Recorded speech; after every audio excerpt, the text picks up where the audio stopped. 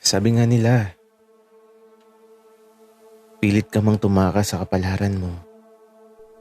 Tadhana pa rin talaga ang maghahatid sa'yo sa taong itinadhana para maging masaya ka dito sa mundo.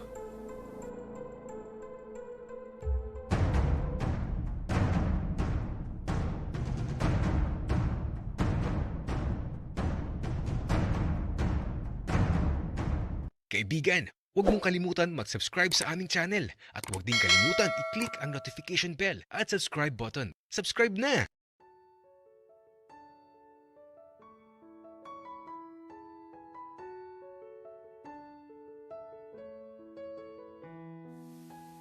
Habang naglalakad kami ni Maki pa uwi dito sa bahay nila Aaron,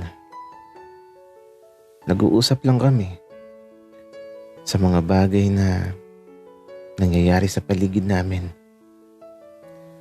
Mga bagay na labis na gumugulo sa isipan ko. Mga bagay na hindi ko alam kung anong susundin ko. Kaya naman, nung makarating kami dito sa bahay nila Aaron, tumambay lang kami dito sa labas. Dapit hapon na pala.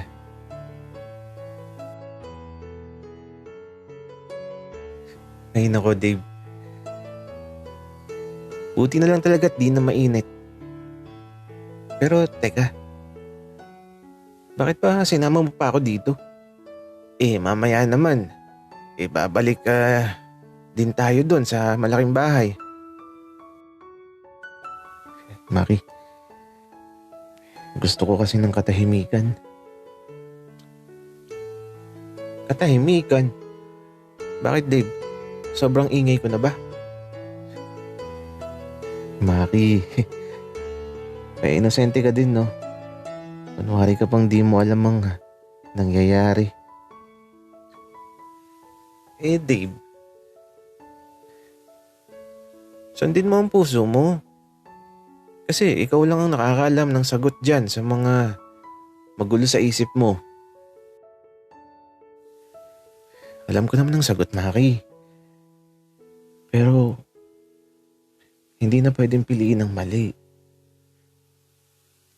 Dave, maging matapang ka. Hindi ka naman ganyan noon. Maki, masakit kasi ang maiwan. At ayokong iparaan na sa iba ang sakit na naramdaman ko. Kasi sobrang hirap, sobrang sakit. Dave, hindi ko alam kung anong pakiramdam mong maiwan.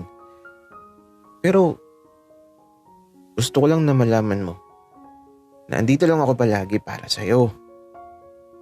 Best friend tayo, diba? Oo. Best friend tayo, Maki. Kung wala ka siguro, baka wala din ako. Dave, tama ka. Baka magkaiyakan pa tayo. At saka, andyan na si Aaron. Baka magtaka yun kapag nakita tayong naiyak. Dave, andito na ako. Maki, anong meron?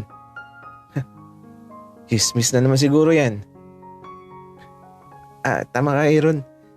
Chismis nga. Sige, maiwan ko na kayo. Babalik na ako sa malaking bahay. At ayun,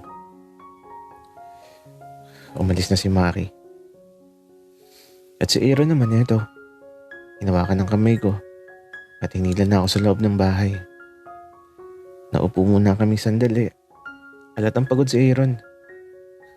Malayo siguro yung pinuntahan nila.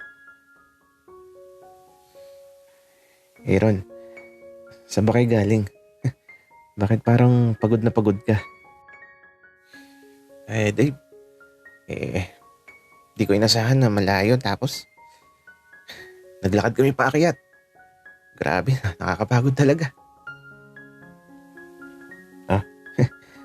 Ganun ba? Kaya pala parang wala ka ng lakas, Aaron.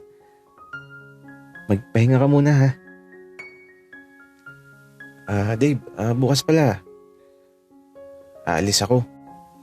May aasikasuhin kasi akong mga papel. Pero babalik din siguro ako kapag naayos ko na kaagad. At saka kasama ko si tatay. Sasamahan daw niya ako.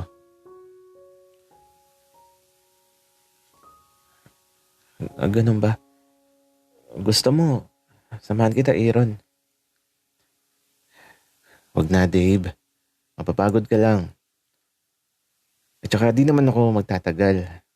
At kapag naayos na yun, wala na tayong magiging problema. Sige, Aaron.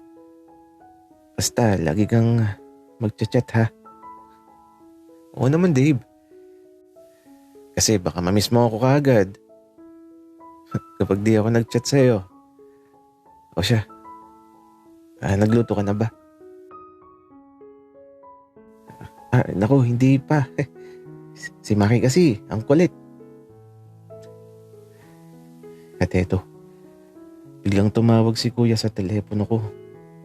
Sabi ni Kuya William, sa malaking bahay na daw kami kumain. At madami daw niluto si Ben na pagkain. Aaron, sa bahay na daw tayo kumain, sabi ni Kuya. Sige, Dave. Para naman makasama ko kayo ngayong gabi. Kaya ito, nagbigis lang si Aaron. At ito, patungo na kami sa malaking bahay. Madilim na sa labas, kaya ito, medyo natatapilok ako. Dave, buhatin na kaya kita para di ka matapilok. Arang wag na. At baka madapa ka pa. E di pareho pa tayong nabalian. Siya, mag-iingat ka sa pagkakbang, Dave. Para di ka matapilok. Kaya naman, patuloy lang kami sa paglalakad. At ito, nung makarating na kami sa bahay, kami na lang ang hinihintay. Dito kami kakain ngayon sa mahabang lamesa na pangmayaman. Madami kasi kami. Para sabay-sabay talaga. At eto, naupo na ako sa tabi ni Kuya William. Tapos nasa tabi ko si Aaron. At sa tapat ni Aaron, doon nakaupo si Ben. Si Maki naman, ang katapat ko. At si Kuya William, dito sa dulo. Nagdasal muna kami bago kumain. Dapat magpasalamat sa malaki man o maliit na bagay na natatanggap mo. At habang kumakain, ako tahimik lang. Tapos ang nag-uusap lang si Kuya William at yung tatay ni Aaron.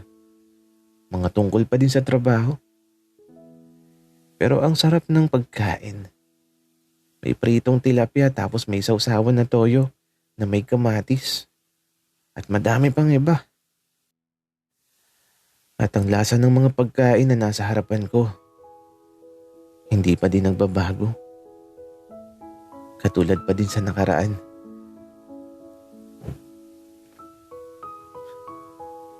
Maki, yung salad, ilabas mo na. Wika ni Ben. Ay, oo nga pala. Nakalimutan ko. Sorry na, Ben. Ang sarap kasi ng mga niluto mo. At ayun, kinuha na ni Maki ang buko salad na nasa arinola. Lahat sila ay nagulat nang ilapag ni Maki ang arinola sa lamesa. Natatawa na lang talaga ako. Ay naku,